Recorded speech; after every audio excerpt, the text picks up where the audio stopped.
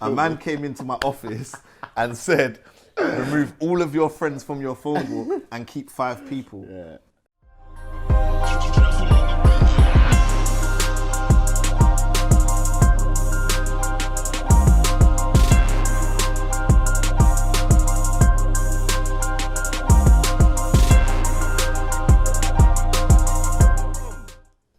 Yo, my people, Trist Rap City. It's been a while since I've been in front of the camera and we've done the podcast Phil. I'm back with the first episode of my new podcast, which is going to be called Brand Therapy Podcast. We're pretty much going to be getting behind the scenes on everything. So if we've sat down with your favorite artists, we're not going to talk as much about the music, but more so the mind behind it, behind the brand, the business of the music industry, entertainment, media, sports, whatever it is, we're going to get behind the brand. We're going to diagnose what the brand's about, understand where the brand's heading to, and understand where the brand's been. So, without further ado, first episode. So for me, as you lot probably know, I can do the chatting off thing all day. Yeah, I can chat off on my own. I can pick up a camera. I can chat. But this series is very much about me having conversations with people that I, number one, respect. People that, number 2, inspire me in one way, shape or form, but most importantly, people that I can learn from. As you guys know, I'm all about the growth, I'm all about the authenticity and the congruency as well. So I thought that it made a lot of logical sense to bring the person I brought on today. I'll be honest, definitely needs an intro. Someone that's been a mentor to me on and off record in regards to indirect and directly. So a mentor way before we even had direct contact, and a mentor now. Someone that has a mad interesting story that I think everyone needs to understand and learn a bit from, and definitely someone that I think this year is going to be doing a lot of content. My guy, Alphie. Man, yeah? What's going on, bro? What's going on? Bro, first and That was foremost. a sick intro, you know? Bro, to be That was fair, nice, man. Did you rehearse that? Bro, to be fair, like It came off, innit? Do you know what it Like is? bars, do you know what innit? it It's is? Do like you know skibbity. what it is? I just feel like, yeah, the authentics have to, and I think we said, like, when we first started proper talking, I said to you, like, authenticity has to rule. 100%. So we've got to link up and power up, because there's a lot of, do you know what I mean? There's a lot of fugazi that's out there. But how you doing, bro? Like, how's everything going? Talk to me, because you've been a lot of my following I directed towards to you, and they would see, come on, bro, and they would see that you've been a bit ghost online in regards to like content, stuff like that. So what's been going on? I guess, so obviously we done the Chucky thing, and after that it was just mad. And then I did the mistake of wanting to respond to everyone.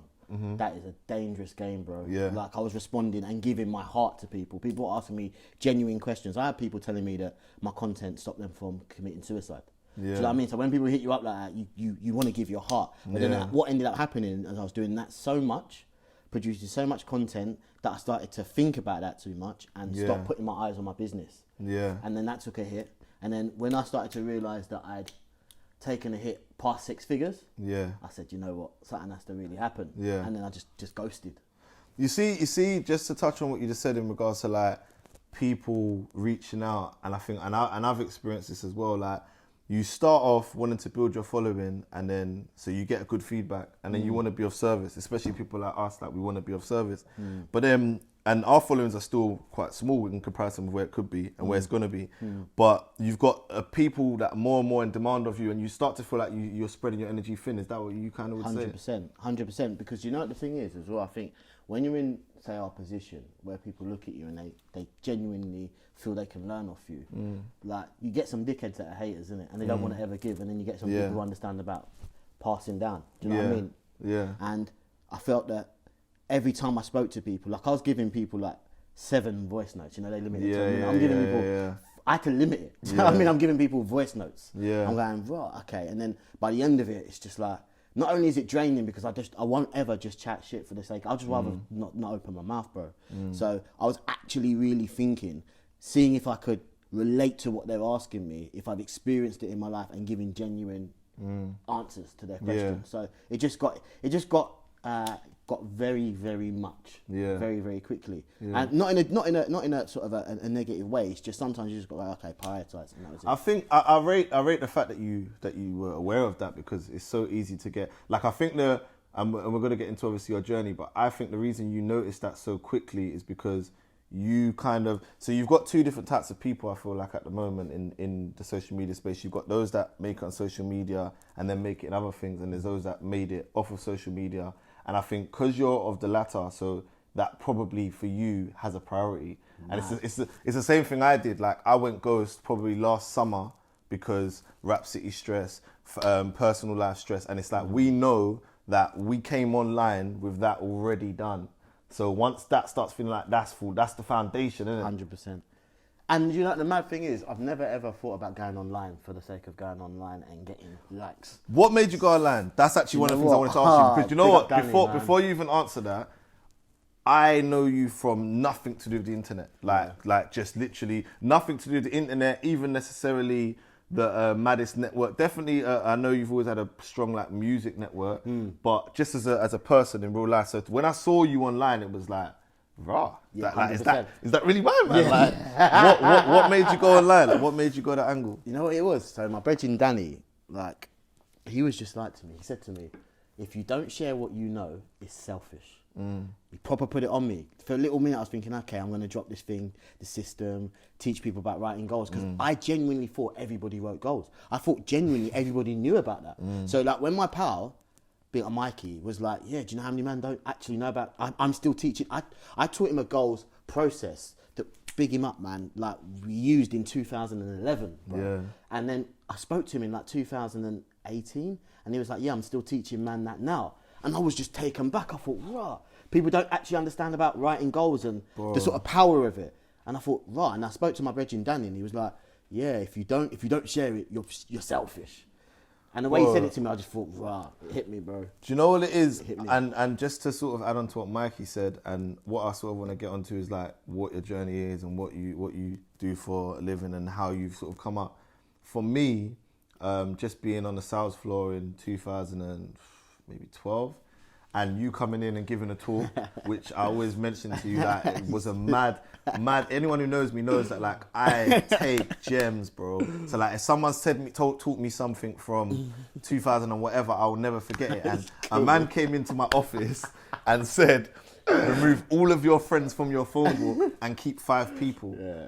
And like that was like for I still me, say that today, you know, to people. I know. I remember you saying like that for me at like the age of like what, this is like 8 years. I'm like 21, and I've just come from a very social environment where everyone's got my number. Like I'm online, I'm that guy. And for you to say that, and you're walking in and you look successful, and obviously our management had put you on a pedestal, etc., etc. Bro, it was mind-blowing, bro. Like, this was mind-blowing. And to be honest, and something that I always say to you, and the reason I'll always continue to say it, because it's just me being, like, authentic to myself. I had never felt someone that could inspire me that was relatable to that extent. I think at that stage, I probably had, like, Eric Thomas is the closest. Yeah, do you know what I mean? Wow. And even that is quite far. But at the time... Distant, mate. Yeah, but at the time, Eric Thomas was, like, the first black guy who came onto the motivational scene. So, let's go back, like, to that. Let's go back to, let's say... No, even before then. Because I heard mad stories about like you being big Alf to like slimming down to being slim Alf. Like, give us a bit of a rundown. He's trying to draw me out, man. Give us a bit of a rundown on what you are, what you're about, what you do, and how we're here. All right, so let's go. I think the easiest place to go back to is I've always been somebody who is a mad work ethic. So if I go to my first actual job role, I worked in customer service. Okay. And I was known as the overtime king because I would work from 7 in the morning, so 7 O's to 7 p.m. at night from Monday to Sunday, just to get enough P's because I wanted to live the West End lifestyle. And this is early, this is like... I must have been 17, 18, bro. Yeah. And I was doing it from then. And then I kind of got introduced to the industry. My missus like introduced me to the industry of sales and was telling me that people were making serious dough there.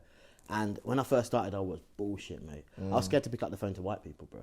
Genuinely, I wouldn't call any white people. Did you think you sounded too... I just thought if they ever saw me, they ain't gonna trust me and buy from me. So I had this mad paranoia and fear in my head. So I was calling bare uncles, and people just wouldn't buy it. Yeah. People just weren't spending dough. And I learned quickly that you have to talk to serious people.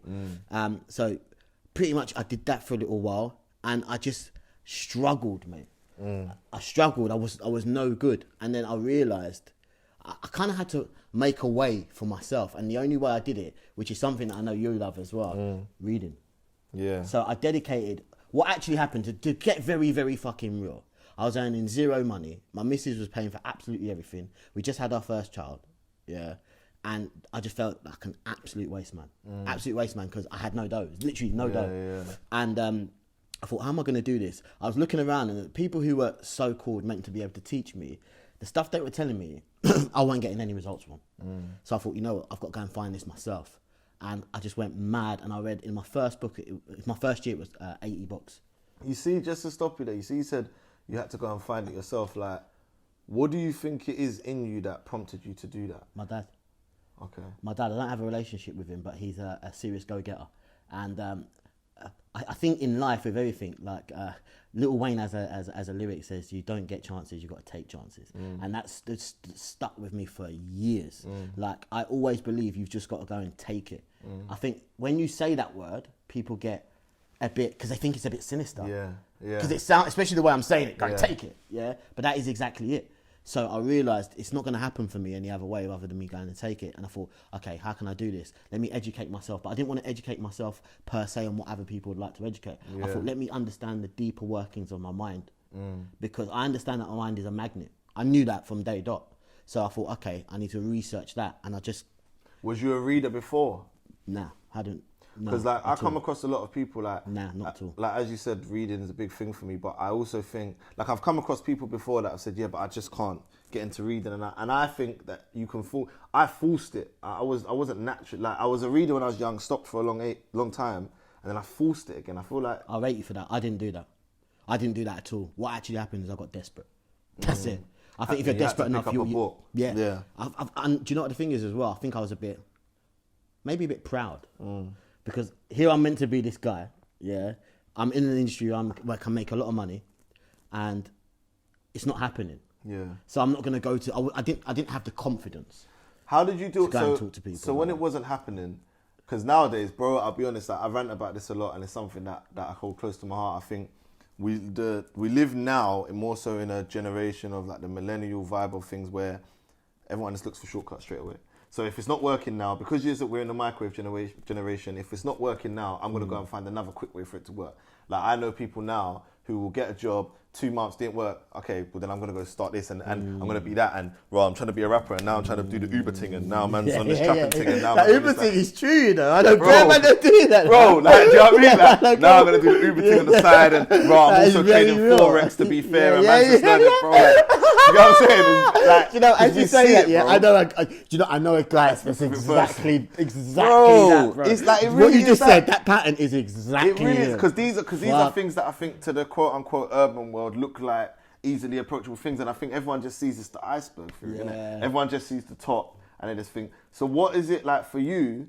Because I'm the same, I'm cut from that same cloth. Like, why do we stick at that thing, bro? Like, why don't we just go and find, because we've both been doing pretty much the same thing for the last decade. Yeah. Sustainability. I think that within ourselves we understand sustainability. That's it. I think that most people that go for that shortcut, they have no understanding of sustainability. They think that, okay, I'll get it, and then they just think that, yeah, that's it. They understand that after you get it, there's this thing called sustaining. That thing called sustaining is much harder. Do you know what I mean? Which is mad, because I don't want to skip too far ahead because there's bits in between there, but I do want to obviously get to that period. I think that is where when I saw your content again, I think that's where I got my real gems, because I thought, this is sick for me, because saw you back then, cool, knew you was that guy. You said a lot of these things. Then the fact you were so comfortable to talk about the L's. Yeah, 100%. Oh, all day. Bro, like, and you know what was mad? The timing of your L's was the same time. Or no, the timing you spoke about your L's was the same timing as mine happening. Okay. It was really happening, bro. Okay. Like I watched that, and big shout out to Chucky and Poet. Like I watched that episode, and it was like, bro, like I felt like it was sent for me, bro. I was like, I need this right now. But like, so cool, sales job. Girl, relying on your missus, didn't feel comfortable about it, picked up a book. What books, bro? What books? The first one was Think and Grow Rich. And I read that book about 4 times. You swear by that one, that's your one. Without fail. Because when... Man, I did reading it in Italian. Why not? Then next Japanese. Pampas. I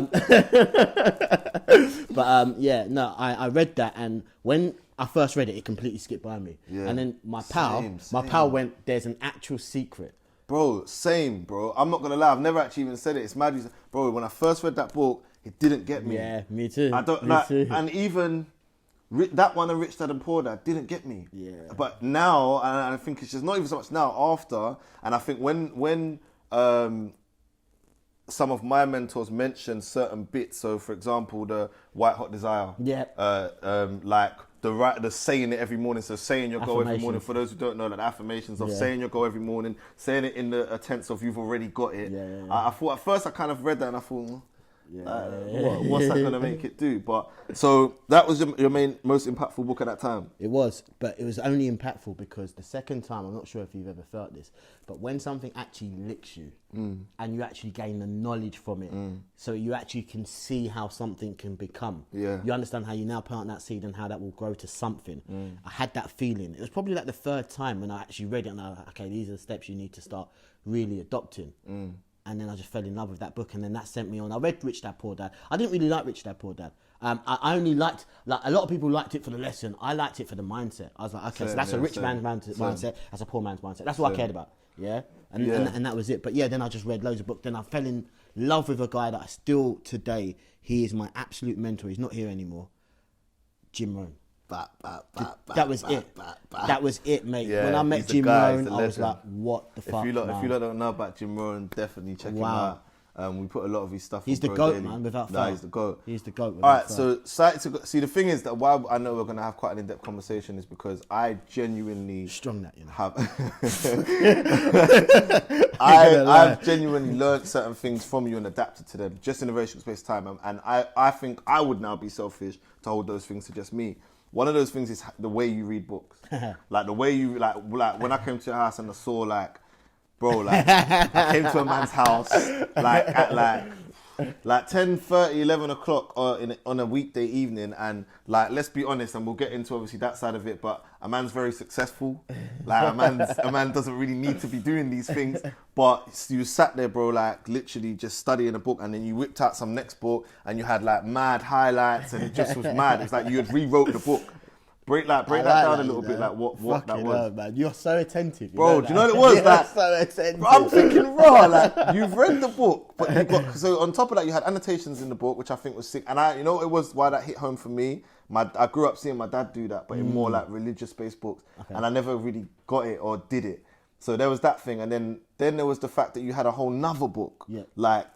And I just thought, that's mad, bro. Explain that for them so they can understand why you do that and what the benefit of that is. Man, it's fucking big. So I read, again, Jim Rohn told me about a book called How to Read a Book by Mortimer Adler. And it is very, very challenging to read. It was very challenging, but he actually teaches you how to read. That's sick. It's one fucking thing to read words. Yeah. It's another thing to draw knowledge. And even as I'm saying, it's giving me goosebumps, because I know what it does, to draw knowledge from it. And one of the things he says is you have to put yourself on the same level as the author. Yeah. So the first thing I do is when I get a book, I'll go and research the author. Because if I can't fuck with the author, I'm not going to read the book and take it in. Yeah. So I have to go and research the author and understand their fucking story and journey. Yeah. Then what it says is when you're actually reading, have an argument. So if anyone actually sees me reading, I look like a nutter. Because I'm like, nah, I'm not having that. So I'm having this. So have an argument with the book. Like you're talking to the author. Sick. Because when you're doing that, you're drawing the knowledge. Yeah. You're drawing the knowledge out of it. And then I developed it even one step further because I realised that a lot of stuff can get lost. So I then had a colour scheme system whereby I use different colours to mean different emotions and different things I'm taking from the book. So if I want to get the things to avoid, I know that's red. So I can just literally flip through a book and go, red, look for the red, and I just take the things to avoid instantly. I know if it's just general gems, when you want to drop a conversation gem, I've got the conversation gem colours. I've got purple, which is my favourite colour, which is genuine things that I believe will help me, my boys and my family. And I've just got a colouring system. Yeah. And then from that colouring system, what I actually do is I take the book, take the gems out of it, and I make my own pamphlet. So it'll be like a 10 to 15 page document. So it's now, and I always say Alphie, Valentine and X, the author. So it's now our book. It's not just the book, it's our book now. Do you get me? So that was all off of the back of the book, How to Read a Book? Some of it, and then I adopted and the rest it. Is just then I adopted it. Yeah, bro, I think that learning from that, because what I then went and done is, so I went away from that and I started annotating my books and I started realising I was getting more from a book. 100%. I felt like I was getting so much more from a book. And then those bullet points, because I think it might even be Jim Rohn who says it, that psychologically when you write something, you become more connected towards 100%. it. It's Rather called than psychoneuromotor activity. Is it in Psycho-Cybernetics? Is it in that? Nah, it's not. It's in a book called No Excuses by Brian Tracy. It's called Psychoneuromotor Activity. The connection between your brain and mind. And a lot of people now, like even down to like staff that I've had that have gone to write things down on an iPad, and it's like, no, like, we don't physical do that, writing. bro. Like, get rid of that, Physical get that writing. out. We write stuff. Yeah. So cool. So that was the book that obviously was changing for you. So you started making good money. Things started getting positive. Like what other factors aside of that book? I don't want people to think so you read a book and then it started getting lit. Like what was it that started making it get lit? Because it got very lit, bro. Like we're not gonna be too politically correct. Because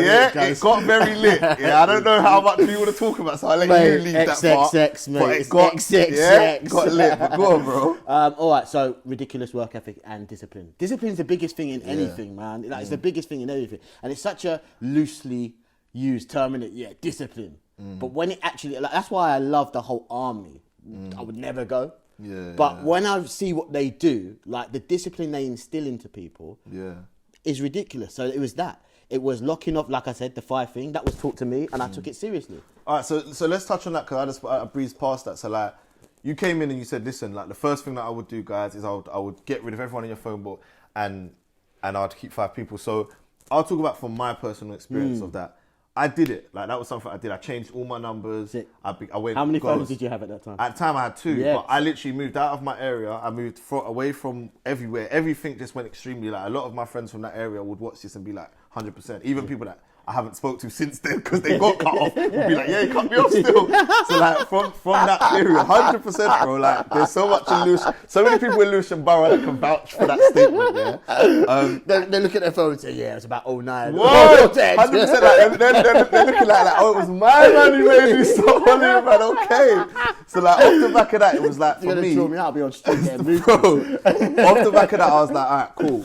Like, I get it. I think what I took from it mainly was extreme change needed. Like, extreme change needed. You shock the body. 100%. Shock the mind. Yeah, and I think from then, everything, it's weird because everything else became easy. So, like, when I look at people now, like, even like me deciding to stop eating meat, for example, if I want to stop smoking, all these things became easy because the harder things were. So, like, what is it that you would say is the benefit of that? Like, the benefit of ghosting, changing the environment, what is it that led to any kind of level up for you? Okay, so every type of change is, I don't like to use the word hard or difficult, they're shit words. So I like challenging. They're shit words. I'm not going to skip past these things because I need my podcast to be like something that's so unique based on who I am. Like, the importance in words, I find that so important. Like, the importance in words are key. So like saying something like shit, difficult, or how's it all going? Yeah, I'm alright. Not bad. Yeah, not bad. Like, Fucking them things are like cancer to me, especially like in this current time and it's mad because we ain't spoke about what's going on because that shows kind of people we are. Do you know what I'm saying? Like, so that's key to me. But sorry to interrupt. Go on, bro. Yeah, so basically I was looking at basically 5 people in your phone book, and if you get it down to just 5 people, what's going to happen is you're going to focus on everything else that's important to you right there and then. And I think that until then, and I use this word, challenging, because especially if you're a sociable guy like you, and I was, it's very easy to get lost into the distraction of what's going on, who's doing this. And the thing is, I always learned is, as soon as your mind is there, you are there. Yeah. So what I mean by that is, if you're looking at your phone, wondering, if you're saying, I'm going to stay into there and study, but you're there staring at your phone, hoping it's going to ring, you're there. Yeah. Your mind is there. Yeah. So I thought to myself, when he told me this, the best thing to do is when you lock it down to 5, especially if they're 5 people, like mum, your missus, whatever, whatnot, yeah. After a very quick sort of place of time, you're going to be able to go, you know what? Whether or not I speak to them today is not a big thing. So your brain then becomes, it goes, you're taking this seriously, so let's make everything you do super attuned. Let's make it so much faster for you. Let's accelerate everything that you do. So then when you're reading, you're now reading with a purpose. When you're doing things, when you're being disciplined, you're doing it with a purpose. And it literally levels everything up. Yeah. Plus, toxicity is a big fucking thing, mate. And it's so underlying. Like you just said, people go, not bad to you. If you're not strong enough, you see me, you know me. When people say these fucking weasel words around me, I just put it up straight away. Yeah. Because if I don't, my brain has to go, do you agree with that? But do you know what it is? Do you know what it is for me? Because I know people around me that think it's OTT. Like I know it's like, okay, well, it's not that deep, but everything is that deep to me. Because it's like, if your brain subconsciously will say, I'm not bad, then you aren't, like, you're not great then. You're, like, you saying you're not bad means you're not fantastic, you're not great. Whereas I was trained by legends, bro, who would always be like, fantastic, how are you? I'm great, look at me. Stellar. Like I'm excellent. Top. And a lot of people will see that as like, oh, it's average. It's like, that I think is the difference between the elite and the average. And that's why I'm so happy to like have conversations with people like you on this, because it's like, I can say this till I'm blue in the face. And I think sometimes, because I say it so much, it probably gets watered down. Get ya. When other people come and say, like, almost, it's like, there's a group of them. Like, there's a cult of them somewhere, do you get what I mean? So, cool. So, we've gone from that now, because I'm not going to skip past the litness. So, it started getting lit, bro. Like, it started getting extremely lit. Describe the litness, bro.